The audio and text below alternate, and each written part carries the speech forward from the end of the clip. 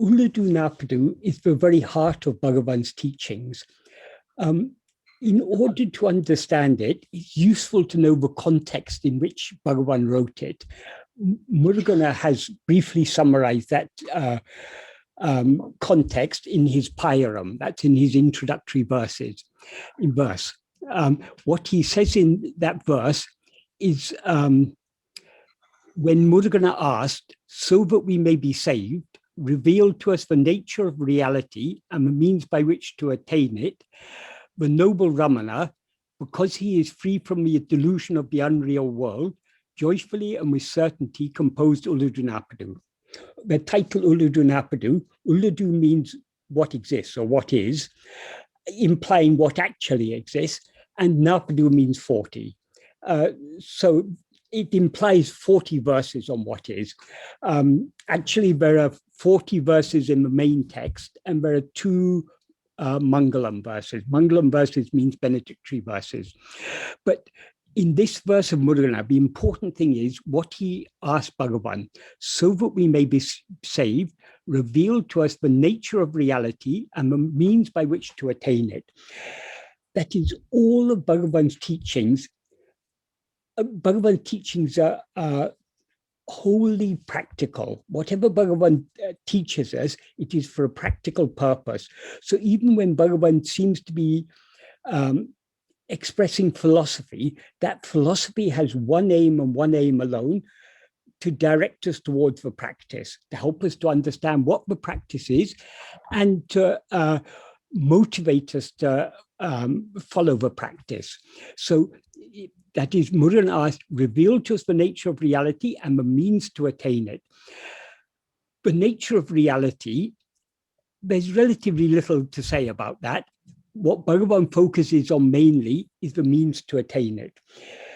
But in order to, that is, we are already that reality. We are nothing other than that. And according to Bhagavan, we already know that.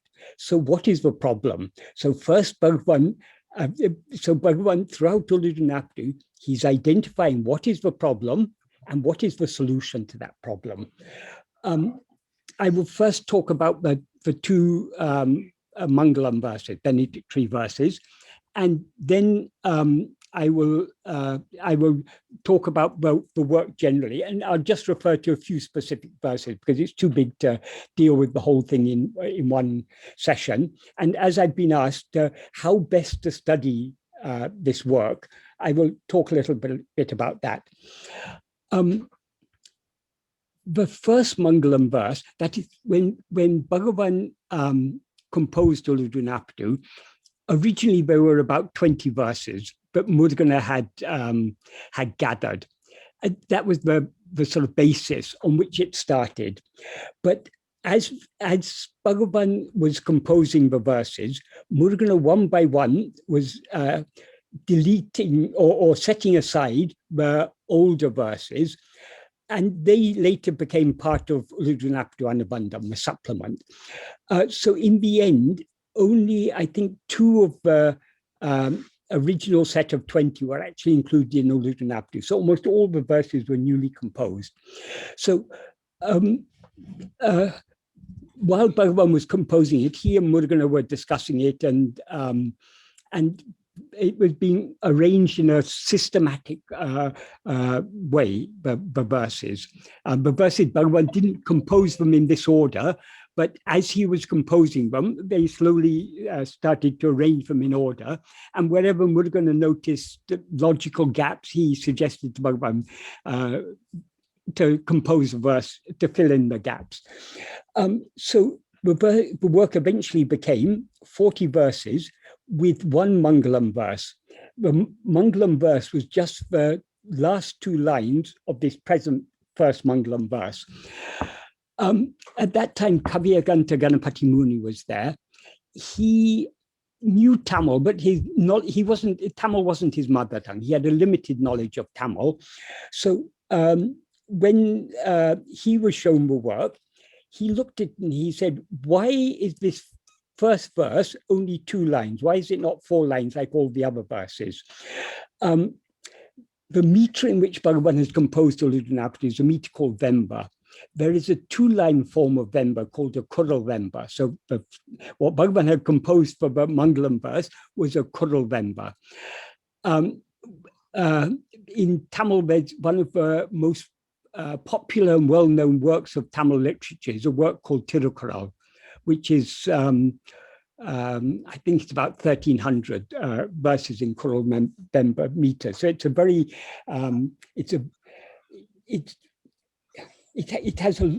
there's a lot of, anything that is written in a Kurral meter, it has a very, it's not as Kaviraganta thought, just a two-line verse. There's a particular reason Bhagavan composed it as a two-line verse, because you can pack it's a way of expressing ideas very briefly and tersely, like an aphorism. But anyway, because Kaviraganta asked, why is it a two-line verse? Then Murugan and Bhagavan and Murugan discussed it. And then Bhagavan decided, yes, we'll add another 2 lines at the beginning to make it into a Vemba. Then the second objection that Kaviraganta had was how in a Mangalam verse, that is supposed to be like an invocation to a deity, but there's no mention of any deity here. Bhagavan's only talking about Ulladu, that what exists. So he looked through the work, and towards the end, I think it was probably, it may have been the second last verse, I think, but there was a verse in which Bhagavan mentioned Mahesan. Mahesan means the great Lord or great God. It's common, that is the term that's commonly used to refer to Lord Shiva. So Kaviraganta was happy. He thought, oh, here's a verse with a mention of a personal name of God. So he suggested this verse would be more fitting as a Mangalam. Then again, Murugan and Bhagavan discussed this, and they decided that the first verse is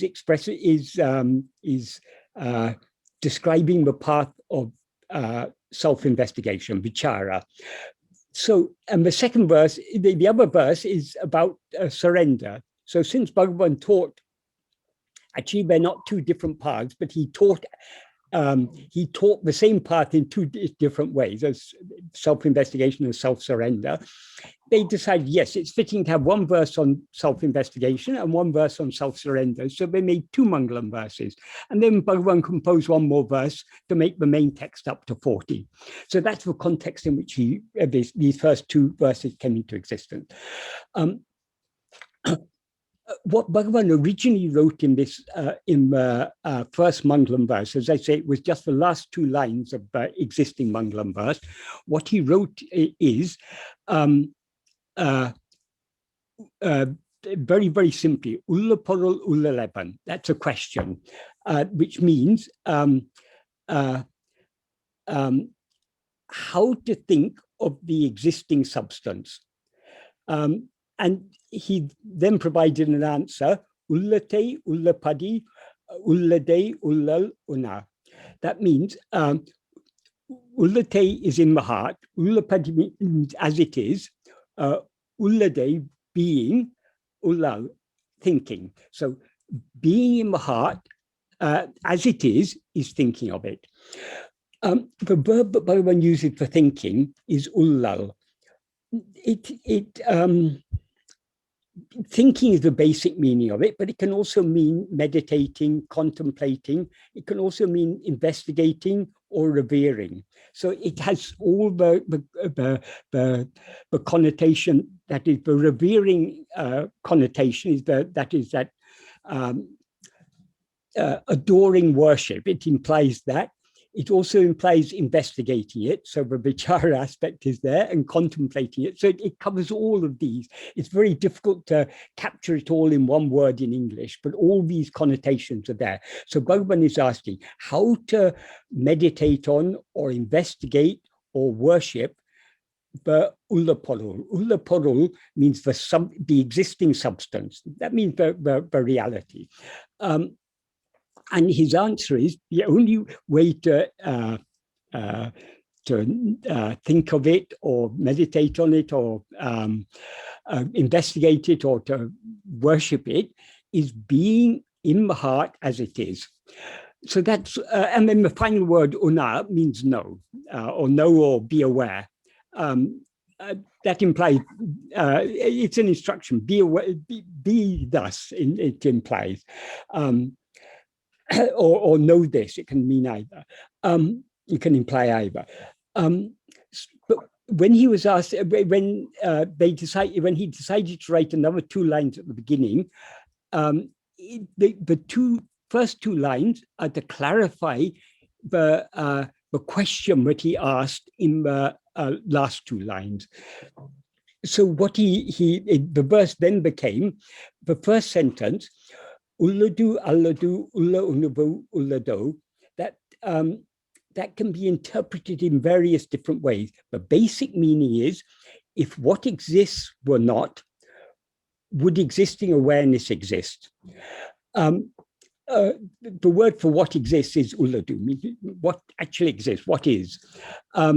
So if that were not, would existing awareness exist? That is, and this existing awareness, the term he uses is Ulladu, which literally means existing awareness. It also implies the awareness of the being awareness. In other words, it implies satchit, that is being awareness or existence awareness. So could there be any awareness of existence if there weren't what actually exists, is the implication. But it has various, it can be interpreted in various different ways. That is,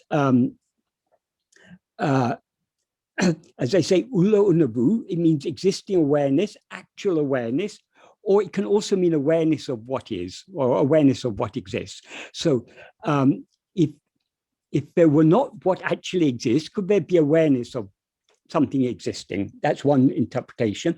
It can also mean, except as Ulladu, does Ulladu exist? That is, can there be awareness of can awareness of existence be anything other than what actually exists? This interpretation is alluding to a verse, to what Bhagavan says in a verse in Upadēśa Undiyār, in verse 23, Bhagavan gives some very nice reasoning. Verse 23 of Upadēśa Undiyār. I'll just read it here because it's very relevant to understanding this first sentence. What he says in the first sentence in the verse 23 of Upadēśa Undiyār is, Ulladu unara unavu verinmayin, Ulladu unavahum.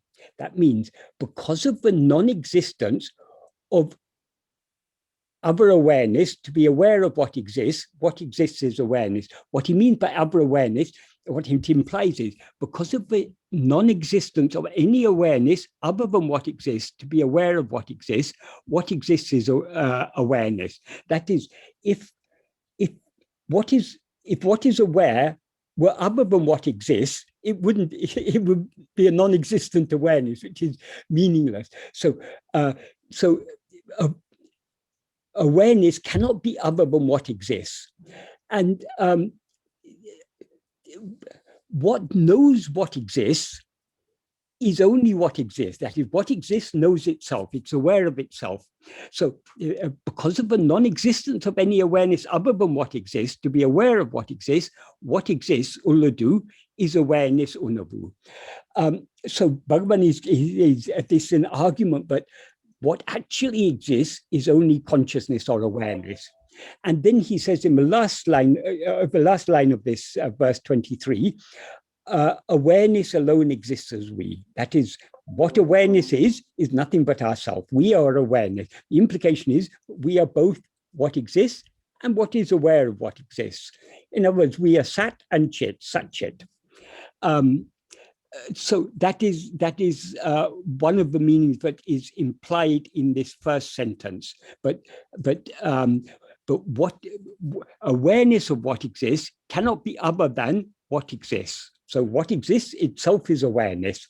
So that's a second meaning. of this first line, first sentence.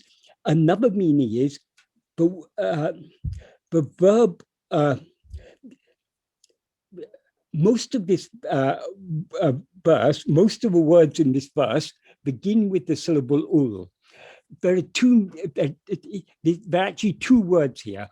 Ul is the root of a verb that means to be or to exist. So most of the ulladu and many of the words are referring to existence. But there's also a verb ullu, which means to think.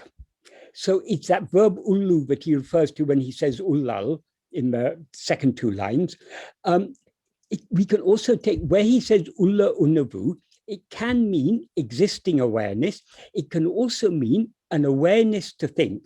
So a third meaning of this is, other than ulladu, is there any awareness to think of it or to meditate on or to investigate it? So there's no other thing to investigate. There's no other awareness to investigate awareness, is the implication.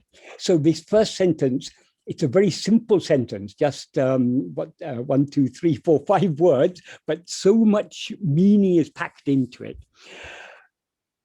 Then the second sentence, again, is a question. The second sentence is an extension of the original question. The original question was, how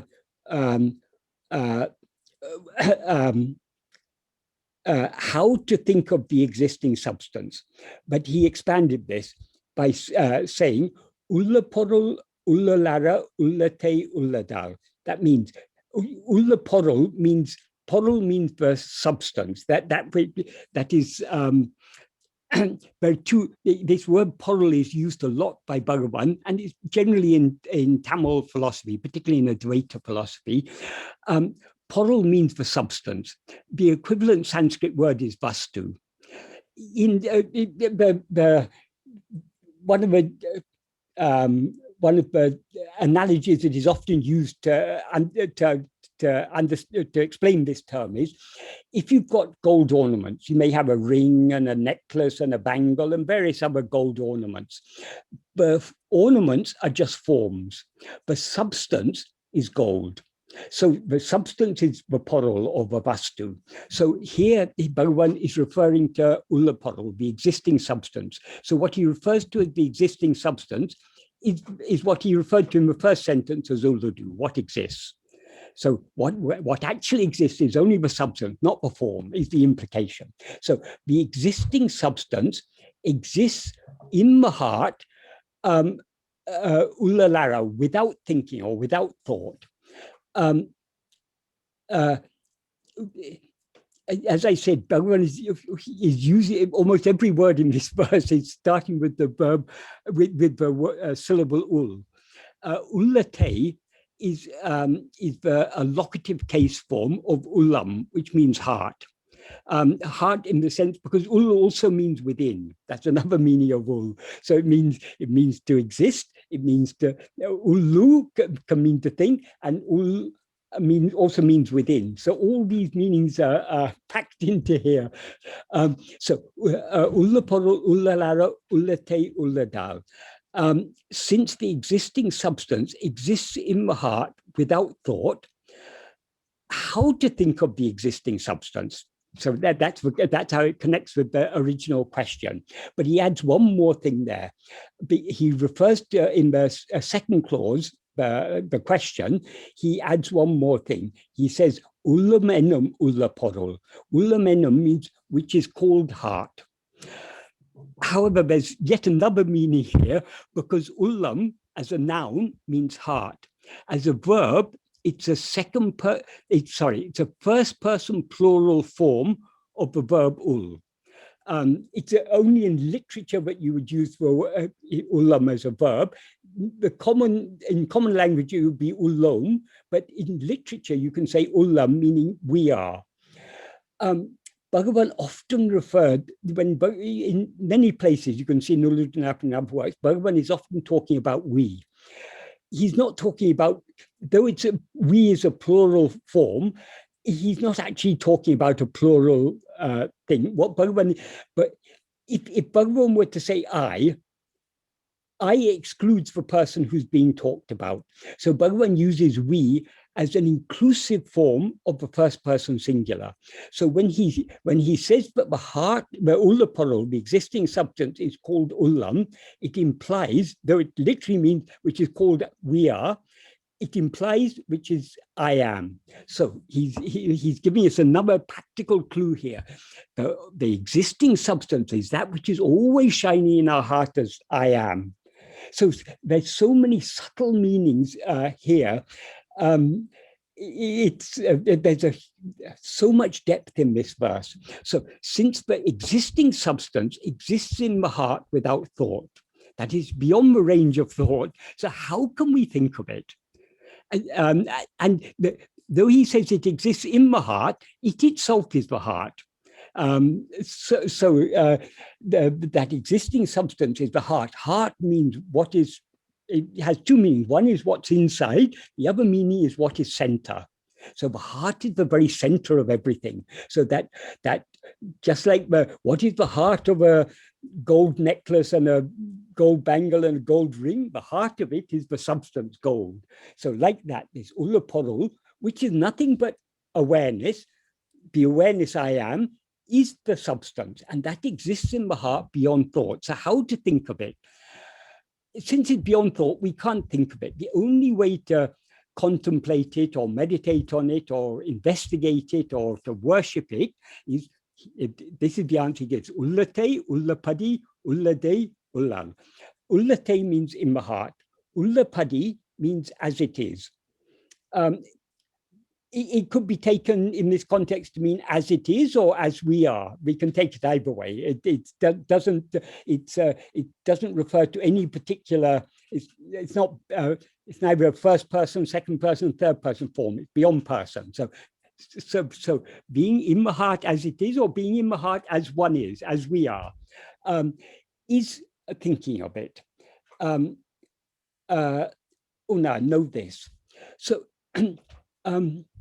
I've explained the various different meanings. All these different meanings, they're all compatible with each other, but all these different meanings are packed in this verse. So part of the reason, I mean, first, I wanted to explain this verse fully. Also, I wanted to give you some flavor of how Bhagavan packs so much meaning into such simple words and into so few words. So one of the things I was asked is how to best to study this work, Ulladu Narpadu. It's not a work that we can just read and understand the first time we read it. I've been studying Ulladu Narpadu for I suppose nearly 45 years now, and I'm still learning from it. Not that I'm learning new information or new ideas, but fresh clarity, that as we go deeper in the practice, Bhagavan's words reveal deeper and deeper levels of meaning. So I'm still learning fresh clarity and fresh depth of meaning from Ulladu Narpadu. So this is, if we want to study Ulladu Narpadu seriously, it's a lifetime. I mean, we can be studying it all our life. And it is a work that is designed to be a companion, to be a guide for us on the path from the beginning to the end. So this is, I mean, what I'm saying applies not only to Ulladu Narpadu, but to other works of Bhagavan. That is, Bhagavan is no longer physically present. But if we want an external form of guru, he is still present in the form of his teachings. So he's still guiding us. He's still revealing to us what we need to know as we progress along the path. But of course, the Bhagavan is primarily present in our heart as I am. Bhagavan is Ulladu. He is Unnavu. He is that existence and that awareness which is always shining in our heart as I.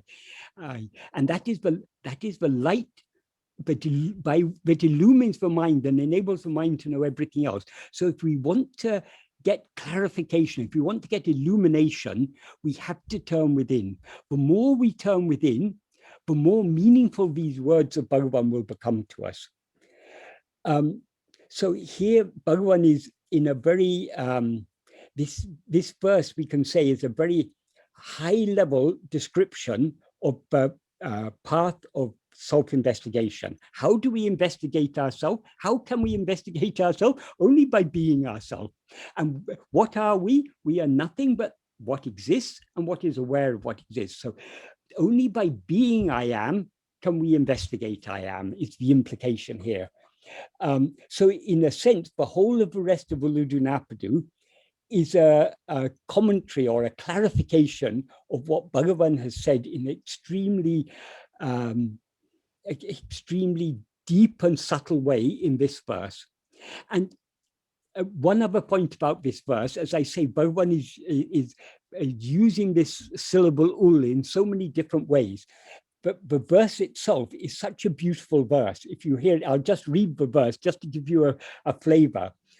Ulladu Nāṛpadu, Ulladu Narpadu, Ulladu Ulladu Ullamenam, Ulladu Ullalevan, Ulladu Ullapadi, Ulladu Nāṛpadu. So the poetry is so beautiful. The way he used the words are so beautiful. And they're such simple words, very, very simple words he's used to express very, very deep ideas. So this is the first Mangalam verse. I'll then talk about the second Mangalam verse. And before leaving it open for questions, I'll just say a little bit about the work in general, if that's agreeable to all of you. The second Mangalam verse, as I say, this is primarily on the path of surrender. He doesn't directly use the word surrender here, but the verb he uses is sava. That means taking refuge. Taking refuge implies surrender. That is, if we want to go to God for safety, if we want to take refuge in God, we can be perfectly safe only after we surrender. When we've given ourselves wholly to God, then we are wholly safe. So taking refuge implies surrendering. This verse is, in a sense, an autobiographical verse, because Bhagavan is talking about his own experience. But he starts by talking about marana bhayam, that is fear of death. And what he says is, marana bhaya mikku ammakal. Ammakal, it could simply be taken as those people, but it can be meaning those, but it also has another meaning. Is a word that means beautiful. Beautiful here, what it implies is pure-hearted. So the implication is pure-hearted. So pure-hearted people who have intense fear of death will take refuge at the feet of God, Mahesan, who is devoid of birth and death. They will take refuge in him as a fortress, that is, as a place of protection, a place of safety. And then he says, by their refuge, that implies by their surrender, they undergo death. That is, by surrendering to him, we die. And having died, will those who are deathless be associated with the thought of death? That is, the death we undergo when we surrender ourselves is death of ego. When ego dies, we remain as we merge in and become one with Mahesan, the Lord who is devoid of birth and death. So we will then become deathless. So he finally ends by saying, will those who are deathless be associated with the thought of death? This, as I said, he talks here about pure-hearted, or by implication, he talks about pure-hearted people who have intense fear of death. If our minds are not sufficiently pure, here purity, what purity of heart means is the impurities in our heart are our vishaya vasanas, our inclination to go outwards. So the removal of the inclination to go outwards is the purification of the mind. All spiritual practices, the aim of all spiritual practices is purification of the mind. What does purification of the mind mean? It means we don't totally remove the Vishaya Vasanas until we remove their root, the ego, but we reduce the strength of the Vishaya Vasanas. So we have less and less inclination to go outwards and more love to go within. So pure-hearted means those people who it's implied, people who've already done so much spiritual practice, have already got so much purity by the reduction in the strength of their Vishaya Vasanas. Only such people will get intense fear of death. When fear of death comes to us, what usually happens, our mind goes outwards to cling to all the things with which we're familiar. For example, it is said that if a person is drowning, it's some people who have been very close to drowning, they've reported that their life has gone before them like a movie film. They've been seeing scenes from their life. That is because the mind is going outwards and trying to grasp what is familiar. So that is the nature of the immature mind. When death comes, what we fear to lose our identity, our existence in this body. That is, now we identify ourselves with this body. If this body dies, then we lose our identity. And along with our identity, everything that comes along with that, all our possessions, all our friends, all our relatives, all our learning, all our social status, whatever it is, death separates us from everything. So when fear of death comes to us, before we reach a sufficient stage of spiritual maturity, our mind will tend to go out and hold on to the things that are familiar, the things that we don't want to lose. In the case of Bhagavan, because his mind was already greatly purified by whatever sadhana he had done in his previous life, when the fear of death came, what did he fear to lose? It wasn't his identity or anything associated with his identity. What he feared to lose, with the death of this body, am I going to die? That is, there's some years before Bhagavan had that death experience in Madurai when he was 16. Some 4 years earlier, his father had passed away. And when everyone was, that is, in South India, usually a body is cremated fairly soon after death. That is at least within 24 hours, usually the same day. But before it's taken to a cremation ground to be burned, it's first laid out on a table or a bed or something either inside the first room of the house or sometimes outside in the veranda. So Bhagavan's father's body was lying there on a table or whatever, and people were there and everyone was weeping. And Bhagavan was puzzled. He was a young 12-year-old boy. He was puzzled. My father's lying here, but everyone's weeping and saying he's gone. So why do they say he's gone? So he was thinking with himself, and he then came to the conclusion, whereas I now know the I in me, my father's I has left his body. So there was, from that age, this clarity came to him, but I and the body is something different. But in spite of that clarity, he still experienced this body as I. So when that intense fear of death came to him that day in Madurai, then there was that existential fear. With the death of this body, am I also going to die? So Bhagavan wasn't concerned about his identity, wasn't concerned about Venkataraman or about Venkataraman's family or his schoolwork or anything else. He was concerned only about I. Am I going to die with the death of this body? So whereas the immature mind will go outwards to cling to what's familiar, Bhagavan's mind went inwards to investigate this I. Is this I something that will die along with the death of the body? And his mind went in so keenly, but he thereby merged back into the source. And that is the ego that was there, but had that fear of death, merged back within, exactly as he describes in this verse.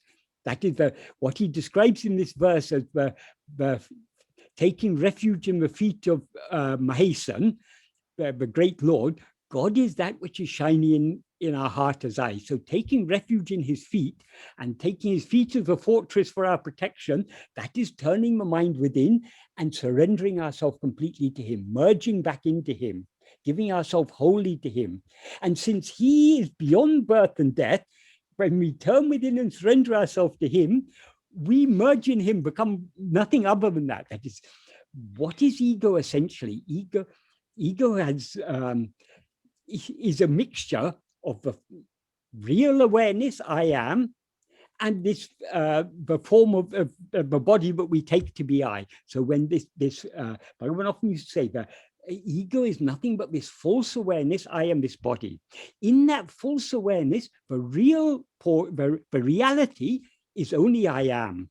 So when we turn within to investigate ourselves, we're not investigating the body or the person that we seem to be. We're investigating only the fundamental awareness of our own existence, I am.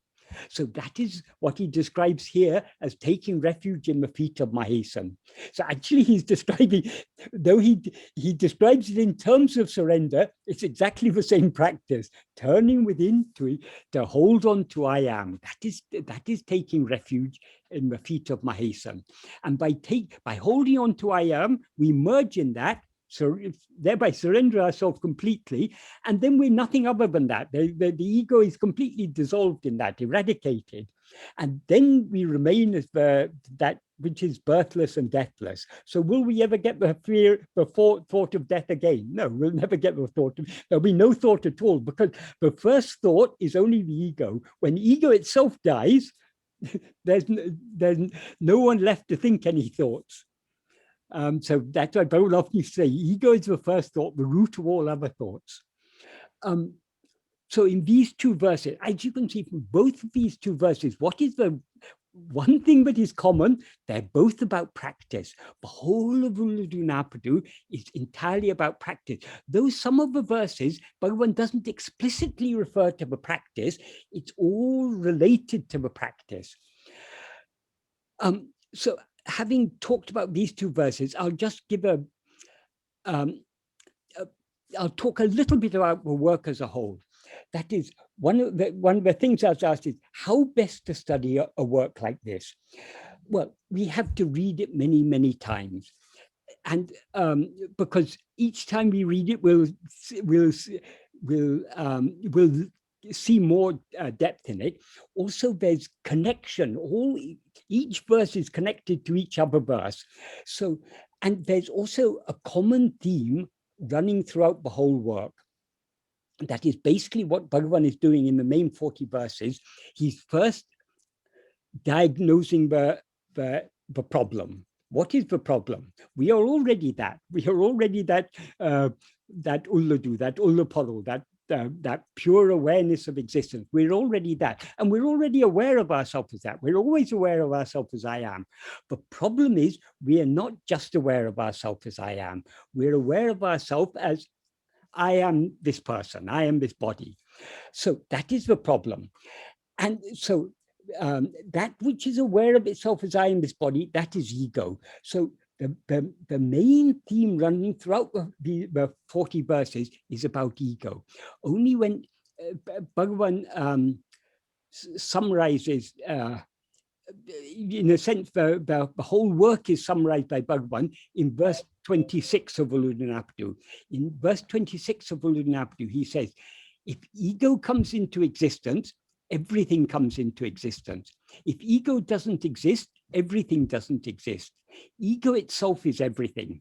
Here, everything, it means all phenomena, everything that we experience as objects, everything that appears as other than ourselves, all those things, they come into existence only when we rise as ego. That is only in the view of ego, but all this multiplicity exists.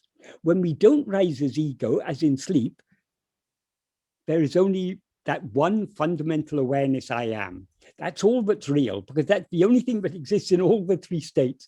So it is the appearance of all other things arise only with the ego. So what Bhagavan is saying in this verse, he's summarizing what he's implied in so many other verses, earlier verses. So if ego comes into existence, everything comes into existence. If ego doesn't exist, everything doesn't exist. Ego itself is everything. In what sense is ego everything? That is, Bhagavan often said, the world is nothing but thoughts. All that we take to be, what is the world? It consists of what seem to us to be material, physical phenomena. But those physical phenomena, according to Bhagavan, are nothing but mental phenomena. In other words, they're just thoughts. So all other things are just thoughts. What is the root of all other thoughts? It's the first thought, I. It's only in the view of I that all other thoughts exist. If we see a dream, so long as we're dreaming, the whole dream world seems to be real. It seems to be something existing out there, something independent of our perception of it. But when we wake up, we're able to recognize that dream world was just a mental fabrication. It existed only in our mind. All that we were seeing was our own mind, our own thoughts we saw as that world. The substance of that appears as all these phenomena is only mind. And the root of the mind is ego. So in that sense, ego itself is everything. That is, ego is the original seed. Or in the Kaliveṇbā version of this verse, he refers to, before the first mention of ego in this verse, he says karuvam. Karu means the embryo or the seed or that from which everything germinates. So in that sense, ego is the seed from which this whole universe sprouts. So in that sense, ego is everything. Just like the whole oak tree is contained in the acorn, it is said, the whole universe is contained in ego in that sense. But then he says, he concludes this verse 26 by saying, Ādalal Uļḷadu Nāṛpadu ovadal yavamenor. Therefore, investigating what this is alone is giving up everything. Why is investigating the ego giving up everything? Because, as he explained, for example, in the previous verse, verse 25, he says, if we investigate ego, it takes flight. That is what he explains in verse 25. Verse 25 is the verse in which he summarizes his explanation of the nature of ego. Ego is a formless phantom, he describes it. Why is it a formless phantom? Because it's got no form of its own. And so it's formless, and it's got no substance of its own, so it's a phantom. So if it's got no form and no substance, that means it doesn't actually exist at all, but it seems to exist. It seems to exist by borrowing its substance. What is the substance? The substance is I am, Satchit. It borrows that substance from our real nature, from what we actually are, from Ulladu. So it borrows both its existence, its semi-existence, and its semi-awareness. It borrows from Satchit, and it borrows its form from the body. So it is neither the body nor is it the Satchit, but it is something that, in verse 24, he describes it as something that rises in between. Of course, he's using in between there metaphorically, because you can't find any space between the gold and the necklace. The necklace is nothing but gold, so the body is nothing but Satchit. So he uses in between metaphorically to mean it is neither this nor is it that, but it takes the properties of both. So that's why he describes the ego here as a formless phantom. But how did this formless phantom come into existence? Well, he doesn't actually say how it comes into existence. He describes its nature. What he says is, grasping form, it comes into existence.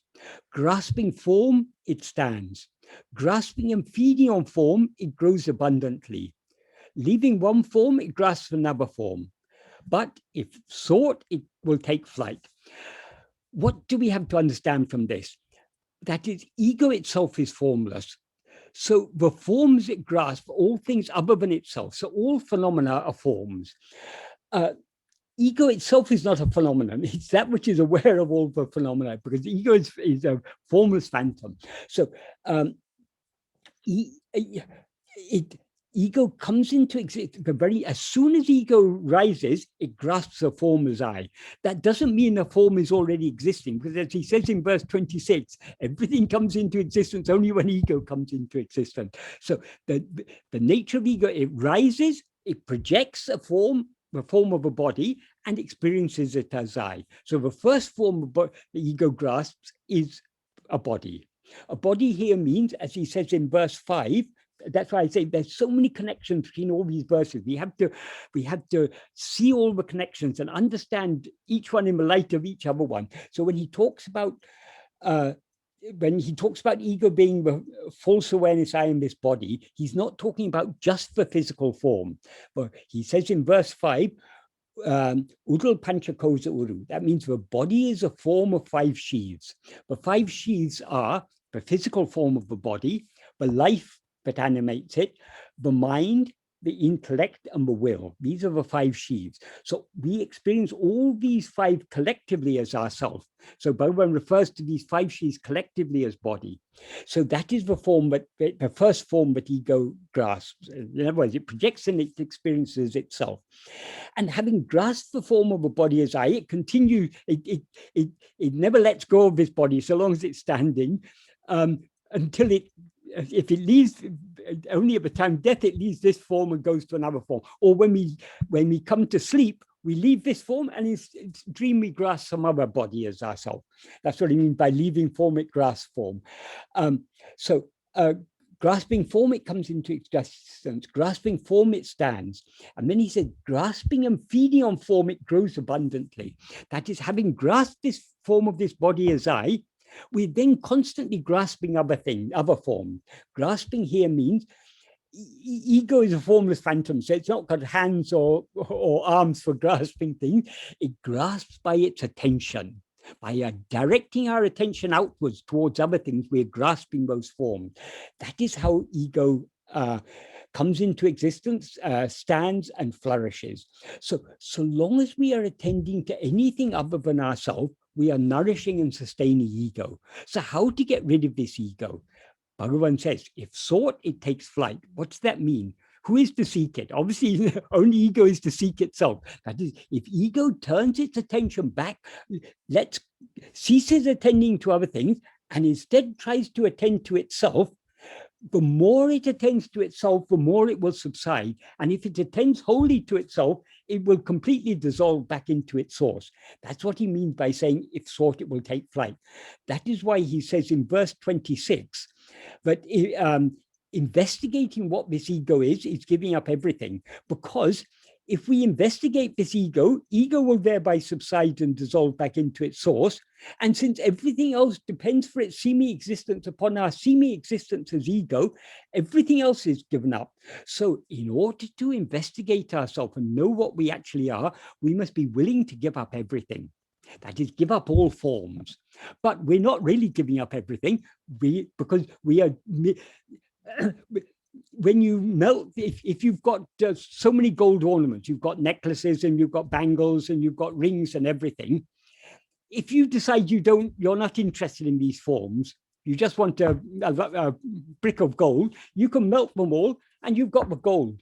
Have you lost anything by melting them? No, you've lost the forms, you've given up the forms, but you've retained the substance. So what we are renouncing is merely the outward appearance. The substance is always ours because we are that. So we are renouncing all that is unreal, and thereby experiencing ourselves as the substance that underlies all these appearances. So these verses, particularly this verse 26, is a clue to understanding many other verses, because that is, Bhagavan has identified what is the root problem. The root problem is our rising as ego. So in many verses, he is implying that ego is the root. For example, I'll just take one verse. Verse 9, he says, in verse 9, he talks about dyads and triads. Dyads here means pairs of opposites. Existence, non-existence, awareness, non-awareness, life, death, knowledge, ignorance. All these pairs of opposites are called dyads.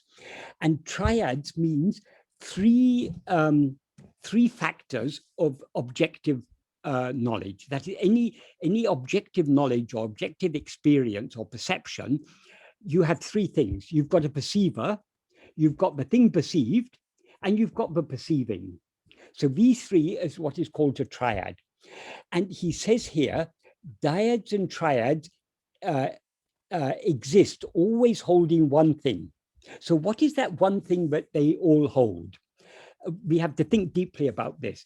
That is, there are many things that are known, but there's only one knower of them. That is we, I who know all these things. I am one, these are many. And none of those, whatever is known, something without the knowing, there cannot be anything that is known. So all things that are known depend upon knowing, depend upon the knowing. And knowing depends upon what? It depends upon the knower. If there's no knower, there can be no knowing, and therefore there can be nothing known. So all these three, that is what is the root of this three, the knower, the knowing, and the known, is only the knower. That is the one thing that Bhagavan is referring to here. That is, the knower is ego. Only when we rise as ego do we know all this multiplicity. So when we know multiplicity, we are the knower, the things that we know are known, and there's what is the relationship between us and these known things? I am knowing this. So the knowing, that is the fact that something is known depends upon upon it being upon the knowing of it, and the knowing of it depends upon the knower. So he's here basically saying what he says in verse 26, but the root is ego. So how is this connected with the dyads then? The dyads are things known, that life and death, existence, non-existence, knowledge, ignorance, these are all things known by us. So they all depend upon the knower, the ego. But this is where we need to read this very carefully and connect with other verses. I wrote an email a few days ago. I think it probably would have gone to all the group. That is, a link was sent to a translation by S.S. Cohen. And with all due respect to S.S. Cohen, I don't think he had such a deep understanding. For example, if you read his translation of this verse, and he's not the only one who's translated like this. Many people have translated it like this. He said, the dyads and triads rest on the basic one with a capital O. Inquiring that one in the mind, they will disappear. Those who see thus are so seers of the truth. They remain unruffled. This is a mistake that many translators have made. When he puts one with a capital O, that implies something that is real, the reality, the one Brahman or whatever. That is not what Bhagavan is saying here. What Bhagavan is saying here is dyads and triads depend on the ego. It's only by it's only depending on the ego, but dyads and triads seem to exist. And then he goes on that. So that's the first sentence. Dyads and triads exist, always holding one thing. Always holding here implies depending on one thing. And then he says in the next sentence, if one sees within the mind what that one thing is, they will cease to exist. What is the logic of this? That one thing is ego. If we look within to investigate this ego will subside and disappear, and therefore all dyads and triads will cease to exist along with it. Exactly what he's saying in verse 26. In the last sentence of verse 26, he says, therefore, investigating what it is giving up everything. he's saying the same thing here. If we investigate within the mind what this ego is, we are thereby giving up the dyads and triads. And then he says, only those who have seen the reality. What he means by only those who have seen, he means those who have seen the reality of ego. What is the reality of ego? It's only that fundamental awareness I am. So if we investigate this ego, what do we see? If you look very carefully at the snake, what do you see? You don't see a snake, you see only the rope. Likewise, if we look very carefully at this ego, what do we see? We don't see ego. Ego takes flight, as Bhagavan says. That's a metaphorical way of saying it. The snake has taken flight and only a rope remains. If we look at ego very carefully, we will see only the pure awareness I am. That is what actually we are. So seeing within the mind what that one thing is, means looking at the ego very carefully, and thereby ego dissolving back into its source and being aware of itself as just I am. Therefore, dyads and triads will cease to exist. Only those who have seen this, he doesn't say this, but it implies this. It means those who have seen the reality. It means those who have seen this, the non-existence of ego, and are those who have seen the reality. See, they will not be confused. That's how he concludes the verse. Like this, there are many verses. Verses 10, 11, 12, 13, they're all about knowledge and ignorance. And here again, he's pointing out that the root of knowledge and ignorance about other things is only the knower of them, that is ego. In verse 14, he says, he talks about first person, second person, and third person. That is, all forms, all other things are second and third persons. Ego is the first person. So he says, if the first person exists, second and third persons will exist. Exactly what he says in verse 26. If ego comes into existence, everything else will come into existence. But he says it very deep, in a very deep and subtle way here in verse 14. If one self-investigating the reality of the first person ceases to exist. What that implies is, if by our investigating ourselves, the reality of the first person will cease to exist. That means ego will cease to exist. Second and third persons will also come to an end. And what then, the nature that then shines as one alone is oneself. That is our real state. So in order to study these verses and understand what Bhagavan is actually saying here, we need to read all of them deeply. We need to understand the common theme that is running throughout them. That is, Bhagavan is repeatedly emphasizing ego is the root of everything. For example, in verse 19 also, this is another verse where many people make a mistake. He says, only for those who do not have discernment of the root of fate and will is there dispute about which prevails, fate or will. Many translators have interpreted this, the root of fate and will, as being self with a capital S, or the real self. That is not what Bhagavan means. That is, of course, that is our real nature, is the original source, but the root of fate and will, who is it who has a will? Who is it who had likes and dislikes and desires and attachments and so on? It's not our real nature, it's only ego. And as a consequence of our acting according to our will, we thereby build up the fruits of karma, and those fruits of karma are what we experience as fate. So ego is both the doer of the action according to its will and the experiencer of the result of those actions. So what he's referring to here is the root of fate and will is only ego. And then he said, those who have known themselves, here he means those who have known the reality of ego, who is the one origin for fate and will, have discarded them.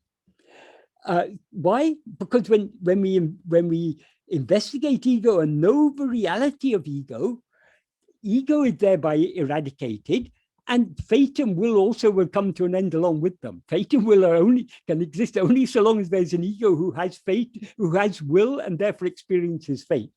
So this is the common theme running throughout the verses. So this is the key point to understand. Bhagavan is diagnosing what is the root cause of a disease. Bhagavan is not interested in the symptoms.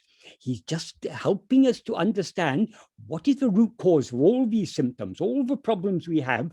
They all come back to ego. So what is the nature of ego? The nature of ego is to rise, stand, and flourish by grasping form, by attending to things other than itself. But if it attends to itself, it will subside back into its source. That is the solution. So Bhagavan has given us such a simple philosophy here and such a practical philosophy. He's explained what is the root of all problems and how that problem is persisting. That problem will persist so long as we continue attending to other things, so long as we continue attending to dyads and triads, to fate and will, to knowledge and ignorance, to anything other than ourselves. We are sustaining this ego. If we want to be free of this ego, the only way is to turn our attention back within. So that is what he's repeatedly emphasizing throughout Ulladu Narpadu. Of course, there are so many other, this is the core theme, but from this he draws so many other inferences. Each verse of Ulladu Narpadu is packed with so much deep meaning, and that meaning will reveal itself to us as we go deeper and deeper into the practice of his teachings. Sorry, I've talked for a very long time, but I hope what I said was useful. So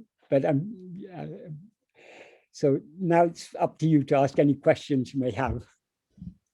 Thank you, Michael. I know Evan wanted to say something. Evan, go ahead. Wow, that was amazing. Oh man, each one of these meetings is just better than the last one. Michael, thank you so much.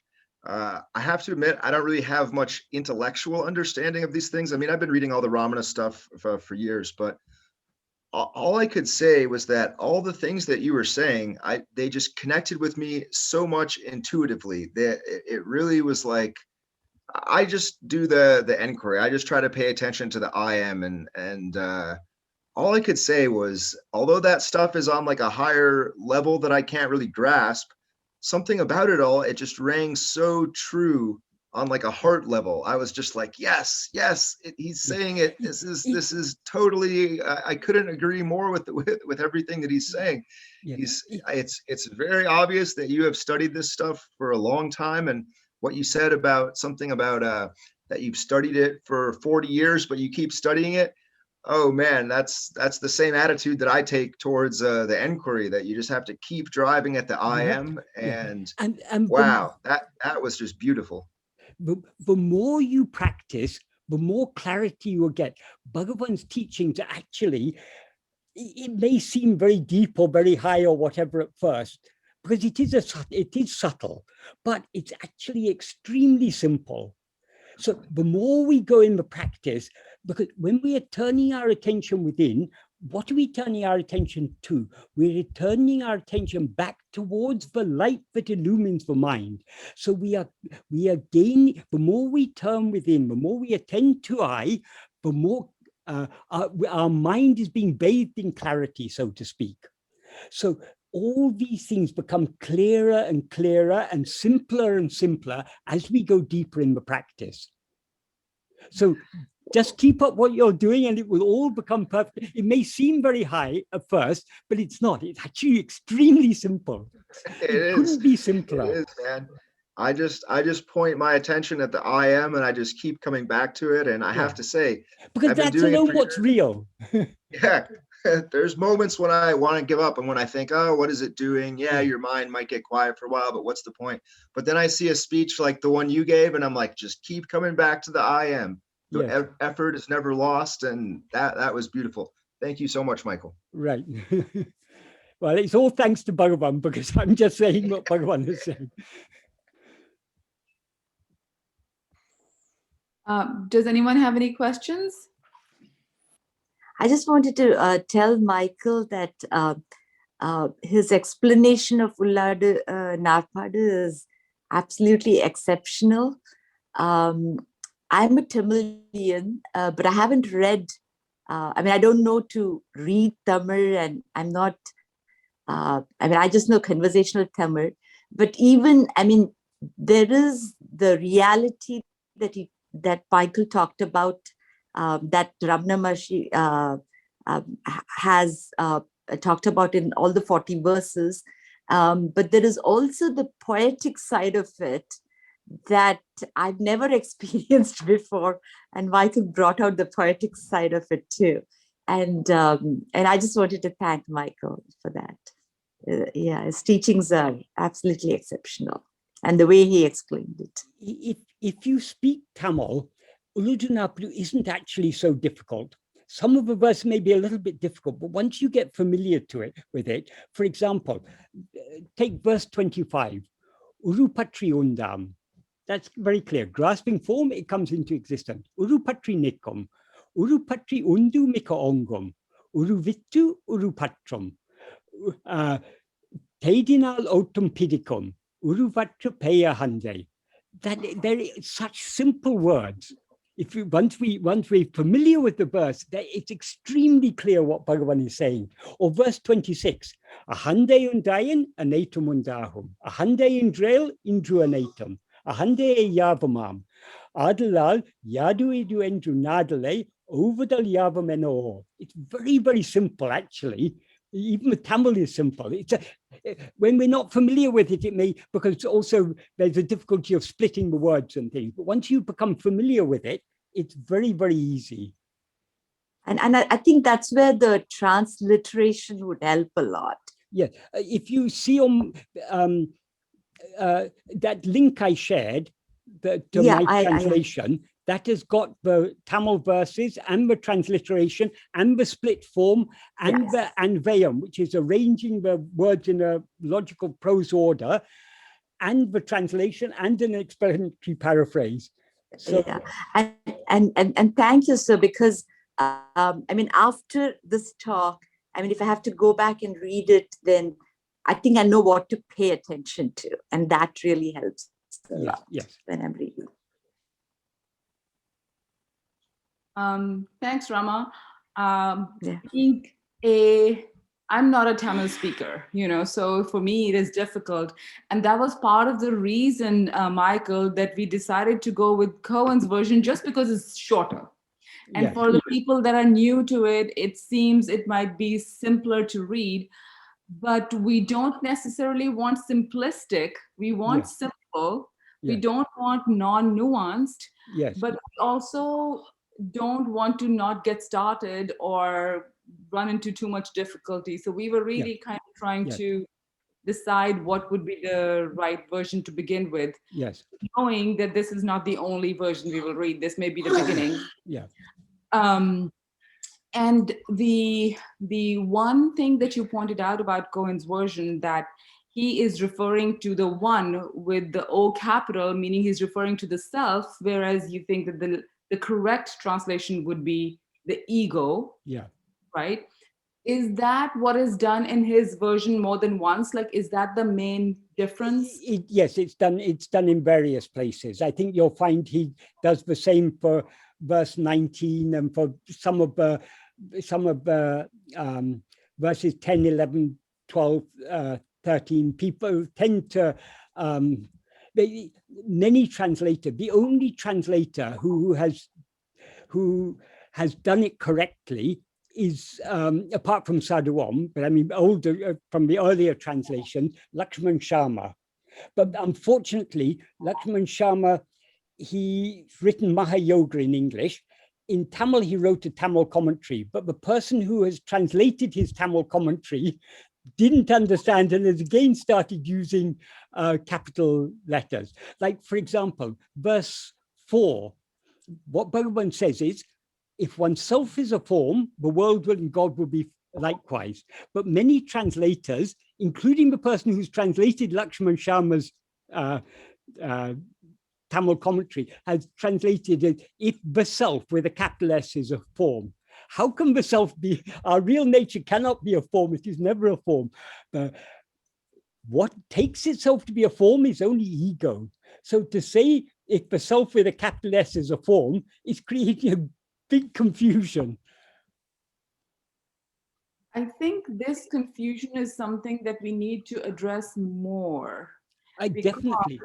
Yeah, because I think what is happening is there's like the understanding is diverging a little bit. Yes. And what's happening is that there are many new teachers that talk about like it's almost like you get to the self or that spaciousness which first occurs, and that is it, that's that's like the either the resting place or the final place or something like that. Yeah. So I think this divergence that we're talking about between co-inversion and what you're saying is the same that's happening between maybe other teachers and what yes. saying. So it's really important to work more on this. You already talked about this, but would you say more on how to understand this point with more clarity? Yes. I mean, this is, once we recognize that this is the main point Bhagavan is emphasizing in many verses. What is the root of everything? The ultimate source of everything, yes, we all know it. There's only one reality. Everything ultimately comes from that. But Bhagavan is, even in the older Advaitic texts and the commentaries on them, there's confusion about this point. Bhagavan is the first person who's made it so crystal clear, the distinction. What that is, if you listen to any of the teachers of traditional Vedanta, and they'll explain all the old texts and everything, but their belief is that what is seeing the world is they call it the witness consciousness, and they equate that with Brahman. Basically, they're saying that Brahman is the ultimate witness that is seeing all this. And even your ego is an object. Bhagavan says no. Well, Bhagavan has put things in such a refined way. He very obliquely points out the flaws in the old ways of understanding things. According to Bhagavan, Bhagavan has said the term witness is used in two senses. That which witnesses all this, that which is aware of all this, is only ego. When Brahman or Paramatman is referred to as the witness or Sarva-Sakshi or whatever they say, their witness is used in a different sense. It's not using witness in the sense of perceiver, but in the sense of presence. It is in the presence of Brahman that all this appears, but not in the view of Brahman. In the view of Brahman, Brahman means ourselves as we actually are. In the view of Brahman, there is only Brahman. It's only in the view of ego that all this multiplicity appears. So Bhagavan has greatly refined, and he's also greatly simplified all the old philosophy of Advaita. Because most of the philosophy of Advaita, it originates from the works of Shankara. Shankara lived in a certain time when there were many different philosophies, and part of his mission, his role, was to establish that the true philosophy of the Vedas was Advaita. So he had to write elaborate commentaries and explain this, and he had to do so in a way that could be grasped by others who were confused by other ideas. So though in some places Shankara goes very deep, in many places he gives because within Advaita there are different levels of explanation. Because if you give the very deepest level of explanation, not everyone is going to accept it. So there are levels of explanation which are intended to make it more palatable to people. So first people accept the idea, yes, ultimately there's only one reality, and that one reality is what appears as all this.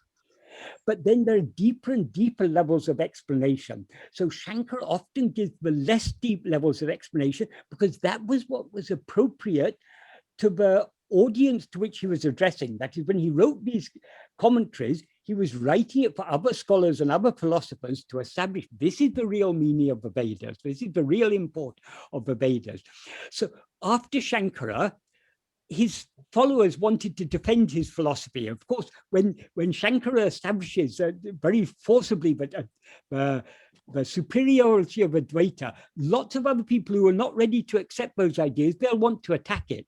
So Shankara's followers had to defend his philosophy against attacks from outside, against others. So they made it more, in order to convince others, they brought in more and more complicated explanations. And eventually, the simple truth had been lost among all the elaborate explanations. Because what is the essence of Advaita? The fundamental essence of Advaita is Tattvamasi, you are that. Oh, if I am that, then what am I should be our immediate response. That's what Bhagavan implies in verse, I think verse 32 of Ulladu Narpadu, I think. He implies it in a very nice way. I think I'll just get the verse.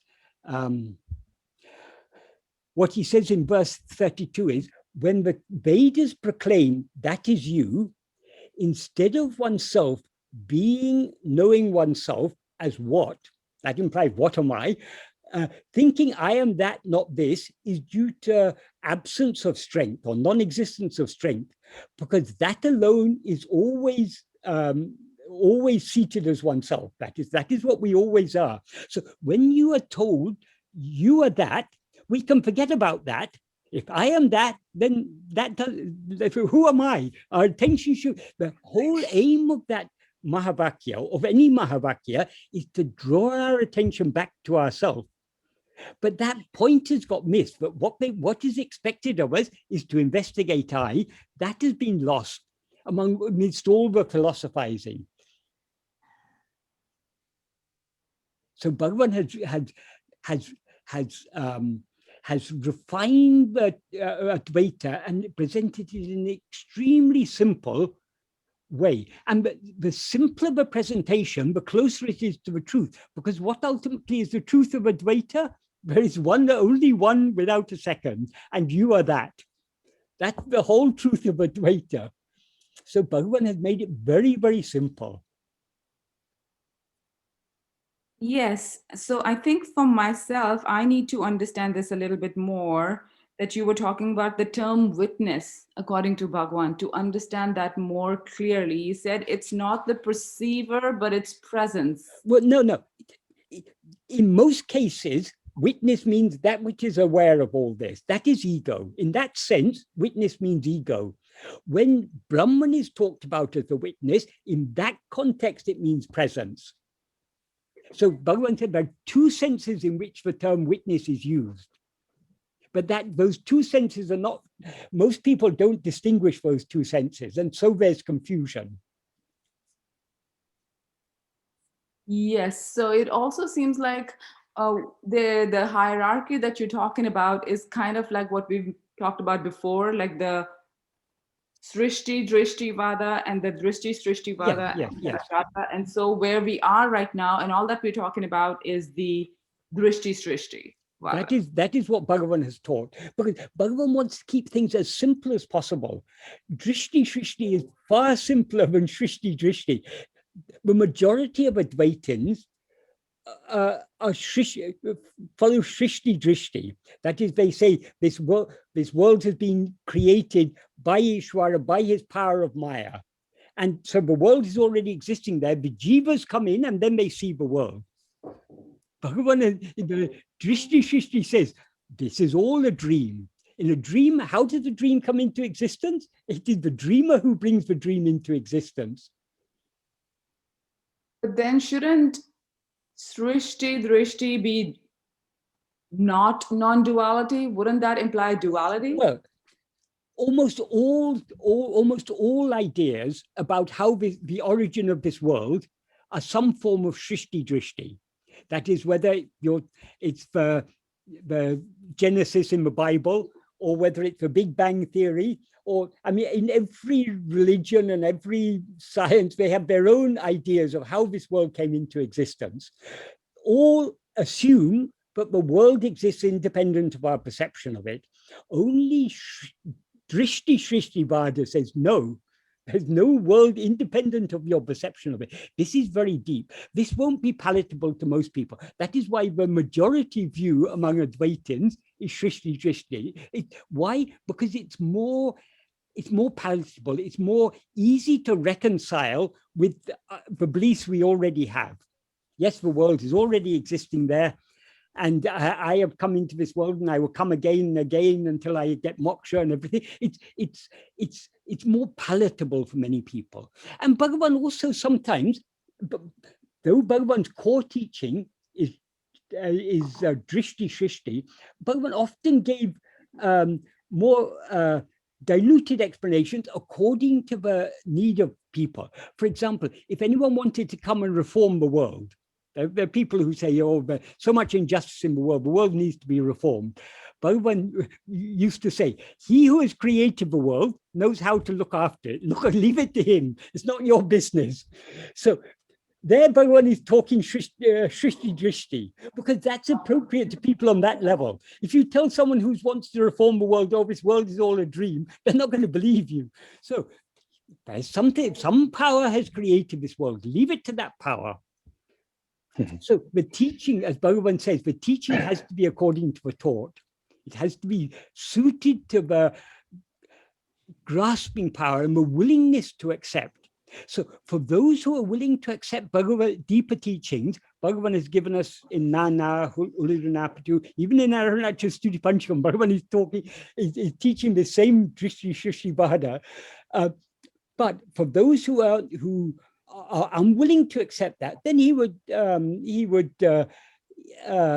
come down to their level and present the same teaching, but in a more diluted form to suit their needs. Hey, Michael. Yes. This is Dan. I think also there seems to be one of the confusing things is this notion of a jivan mukti, or a liberation while still in the body. Yes. And I think that seems to be the highest goal of many spiritual aspirants is to attain this high level of happiness while still maintaining multiplicity or the sense of self in the world until you die, and then you never come back. So I think that's another name, a label given a high status. Yeah. Shankara very much dwelt on this idea of jiva mukti, because the challenge is, if it's possible to experience that, though it may be possible to experience that, how is that to be conveyed from that side to this side? And so this idea that, like Bhagavan, in our view, Bhagavan is a jiva mukta. No one can deny that Bhagavan is a jiva mukta. But according to Bhagavan, the jiva mukta exists only in the view of those who are ignorant. That is, Bhagavan doesn't experience himself as a body and mind. Because he said, because you see yourself as a body and mind, you see me as a body and mind. Bhagavan is aware of himself just as that fundamental awareness I am, but we see him as a name and form because we have taken ourselves to be this name and form. So the concept of jiva mukti is valid, but we have to understand it's only in the view of the ajnani, but the jnani seems to be a body, seems to be a jiva mukta.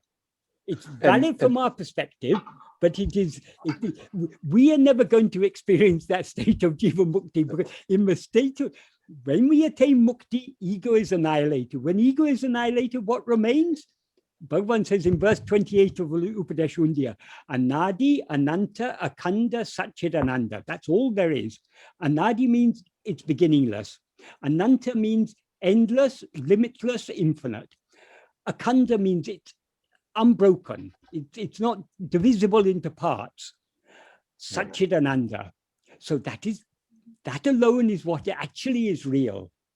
So, and he says in the previous verse, but why the real awareness is beyond knowledge and ignorance, because there's nothing in that state to know. Right. Like, so there's no other. So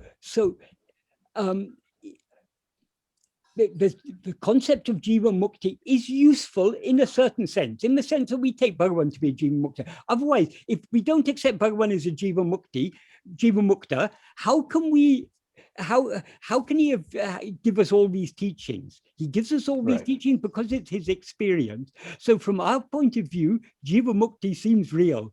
But when the ego is annihilated, there is only the pure awareness remains. Right. And so again, Jiva Mukti is compatible with Drishti, Shrishti, Vada in the sense that we in a sense, in a dream, you can see Bhagavan in your dream. Bhagavan is in That's Jnani. right. You see a Jnani in your dream. Yes. Right. But Bhagavan says that the guru is like the lion who appears in the dream of an elephant. Sure. That is the name and form of the guru. The Jiva Mukta is itself unreal, but it brings about the elephant is so afraid of a lion, but as soon as it sees a lion in its dream, a shock will make it wake up. Likewise, for Jiva Mukta, Bhagavan in name and form, is necessary to give us these teachings to turn us within in order to wake us up. So, thank you for that. Jiva Mukta, it has its place, but it's not the deepest level of teaching. And if we think, oh, one day I'm going to be like Bhagavan, I'm going to be, I'm going to attain self-realization, and all people will come and worship me, you'll be disappointed. Because there's no one left to be worshipped or to worship. But it seems to be, even if we're not wanting to be worshipped or anything, the teaching seems to hold be on to our individuality. That's like there's a hope to attain some level of equanimity and happiness while still remaining as an individual, and that seems to be pronounced in so many of spiritual teachers these days. But so it's very rare to hear the message that you're putting out. But I don't mean to put down this concept of Jiva Mukti, because it is a necessary concept at a certain level, but we need to understand very different levels of explanation, and we need to understand why those different levels of explanation are appropriate.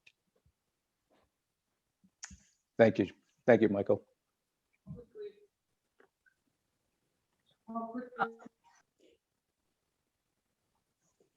And in certain contexts, though we may be drawn to the deeper explanation that Bhagavan has given, we can still appreciate the value of the less deep explanations, less deep level of explanation. Because, for example, this idea of Jiva Mukti, if we're trying to understand Bhagavan as a person, yes, then Jiva Mukti, that idea of Jiva Mukta, of being a Jiva Mukta, is a useful idea to understand Bhagavan's state. But we also need to understand a bit deeper, but that's only in our view that Bhagavan is a Jiva Mukta. Bhagavan said, often said, Jnana me jnani. That means jnana alone is the jnani. So the jnani is not a person, it's not a liberated soul or something. But when the soul is liberated, it is dissolved back into its source. So at our core, we're all Bhagavan. At our core, we're all Bhagavan. We're all yes, that's what Bhagavan said. We are all that. When he was asked, who are you? He said, Aruṇācala Ramana is that Paramatma that is blissfully exists as awareness in the cave of the lotus of the heart of all different jivas, beginning from Hari, beginning from God himself. So in the heart of all, that which is shining as awareness, that means the fundamental awareness I am, that is Aruṇācala Ramana. And how to know that? He says in the next two lines, with heart melting with love, when one reaches the heart where he dwells, where that sublime supreme dwells, there the eye of knowledge will be open and it will be revealed. So yes, we are Tattvamasi, you are that. That's the whole point. I don't know if anyone else has any questions. Oh, go ahead. I have a question. Can I just jump in? Yes, please. Okay. Thank you so much, Michael. I mean, I'm getting some of it.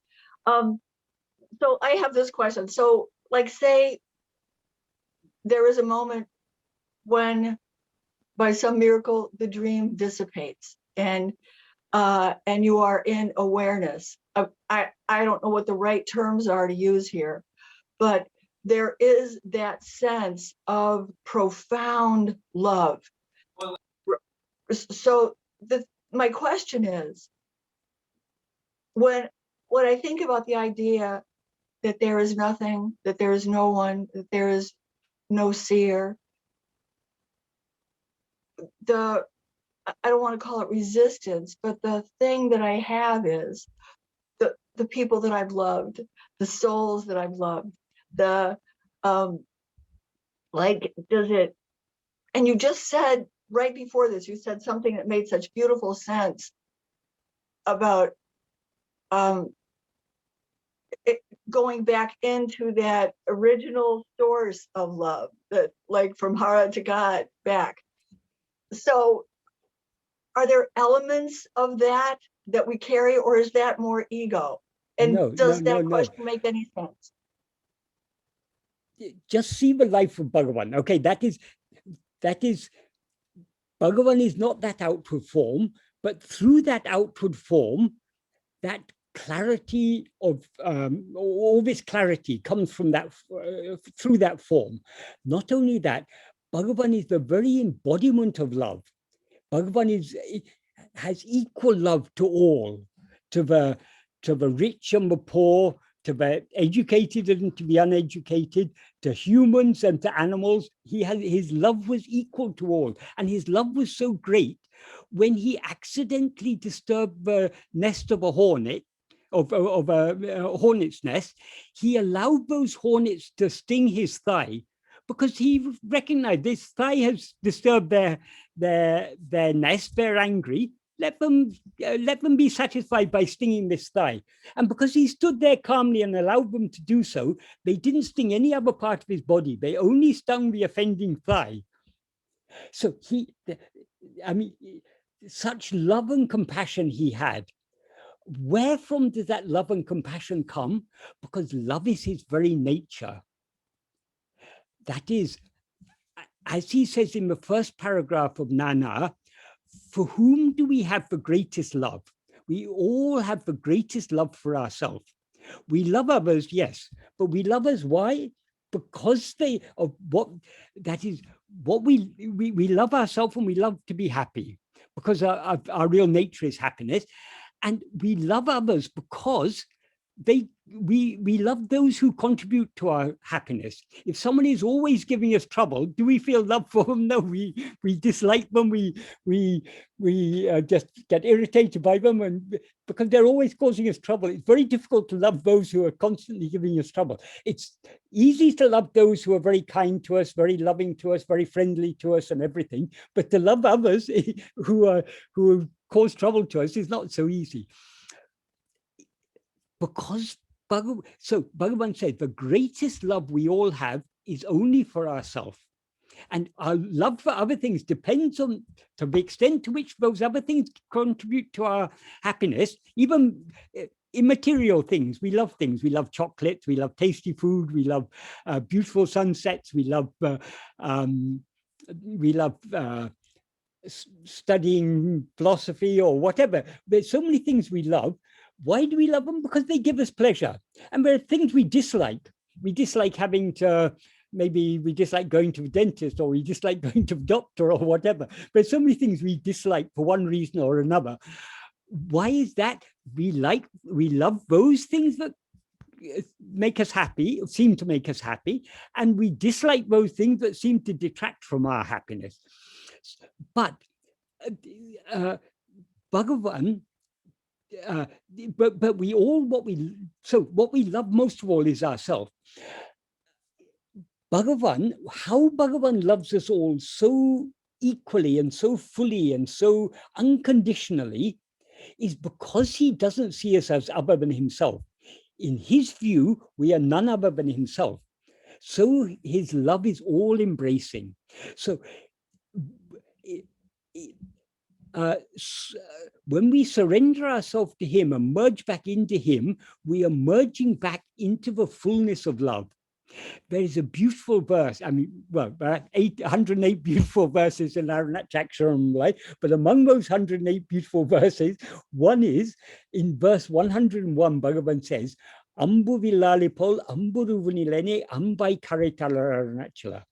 Oh, Aruṇācala, lovingly melt me as love in you, the form of love. That is, in the ocean, there may be an iceberg floating. What is that iceberg? It's nothing other than the ocean. It's the same water, but it seems to be something separate because of its solidified state. If that ocean, if that iceberg wants to lose its separate individuality and just merge back into the ocean, it wants to melt back into the ocean. So in that ocean of love, we are like an iceberg. We're a little frozen. We have love only for ourselves, and we love others to the extent to which they contribute to our happiness, and we dislike them if they don't contribute to our happiness.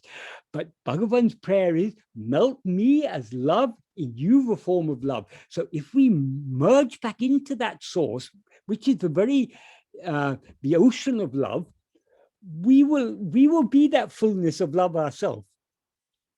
So he says, melt me as love in you, the form of love. So such a beautiful prayer. So love is our real nature.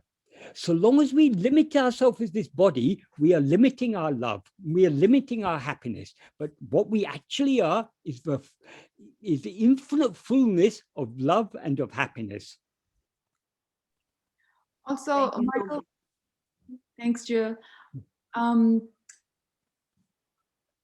I think part of the problem, or something that I have been thinking about, is that, you know, how we love Ramana, the form of Ramana, Yes.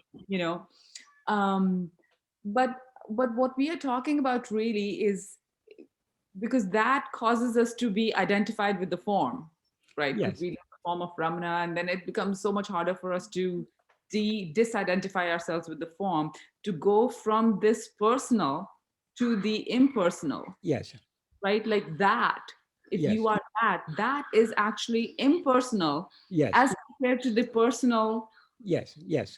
Mind, body, and all that. Yes. And then, but because that impersonal is only one, which is common to all, then in another way, it is personal.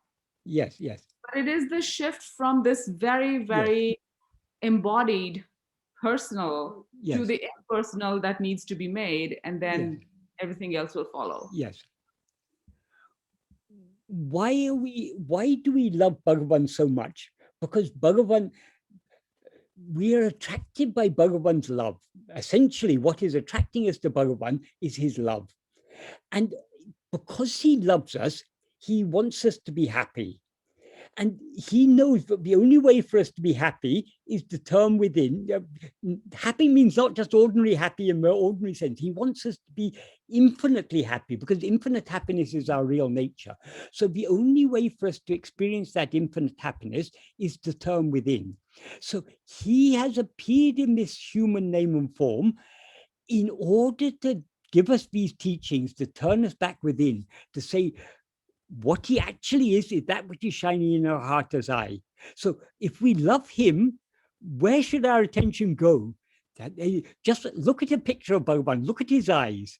Where are his eyes looking back? They're pointing back at us. So Bhagavan, but we cannot think about Bhagavan without remembering what was he teaching us for 54 years. He was constantly saying, know yourself, turn back within. So but the more we love him, the more we want to surrender to him, the more attraction we will have to going back within.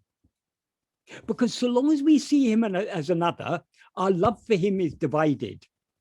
We have most love for ourselves, and we also have some love for him. Because he said we have greatest love for ourselves. So we can never have, our love for him as another can never equal the love that we have for ourselves. But if we want to have full love for him and to experience the fullness of his love for us, we have to turn within. So everything about Bhagavan is pointing us back within. So though it's good to love Bhagavan, I mean, we cannot but love Bhagavan, because he has given us such a a treasure. So we do love Bhagavan, but that name and form, names and forms appear and disappear. That's not what Bhagavan really is. What he really is that which is ever shining in our heart as I. But that alone is real. So we cannot avoid having love for him, and it's very useful to have love for him, because the more we have love for him, the more we will feel inclined to do as he has told us to do, or to follow his advice, to turn within and merge back into him. Thank you, Michael. See, read the verses of Aruṇācala Stuti Panchakam. There you can see how the non-dualistic, that is the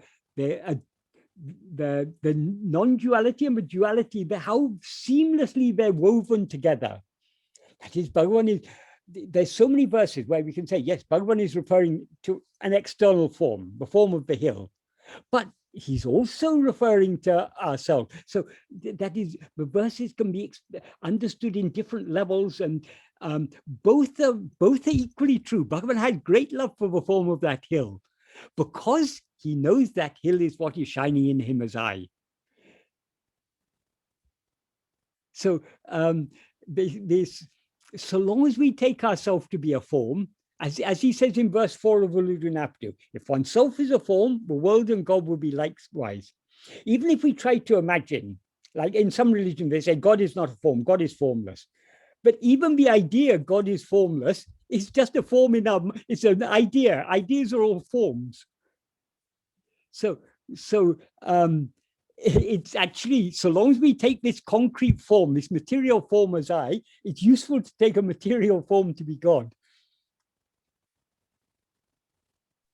Thank you, Michael. So there's no contradiction at all. We are looking forward to continuing our study of this text every Sunday going forward. And we will discuss amongst ourselves if everybody is brave enough to pick up your translation and start with that. I think you told us about like how to study, how to go about it. So I think we will take your advice. One thing, be patient. Don't expect to understand the full depth of it. Each verse you'll understand at a certain level, but the depth of meaning will gradually reveal itself as you go deeper in the practice. Of course, the whole purpose of the text is practice. That is all of Bhagavan's teachings, whatever he's teaching us about, it's all directed back at the practice. So the more we put it into practice, the clearer his words will become, the clearer the inner meaning of his words will become. That sounds good to me. Unless anybody has any questions, we can close here. I don't have any questions. I just wanted to thank Michael, and just the way you went through your explanation of those verses gives me some, several ideas on how to move forward with the personal study, and maybe at a group level too. I don't know. We'll talk about that. But thank you very much. In future meetings, if there are any verses that you want me to talk about, Ulladu Narpadu is a topic I could go on talking about forever. I just love, I love all of Bhagavan's teachings, but in Ulladu Narpadu, he's just given things in such a beautiful way.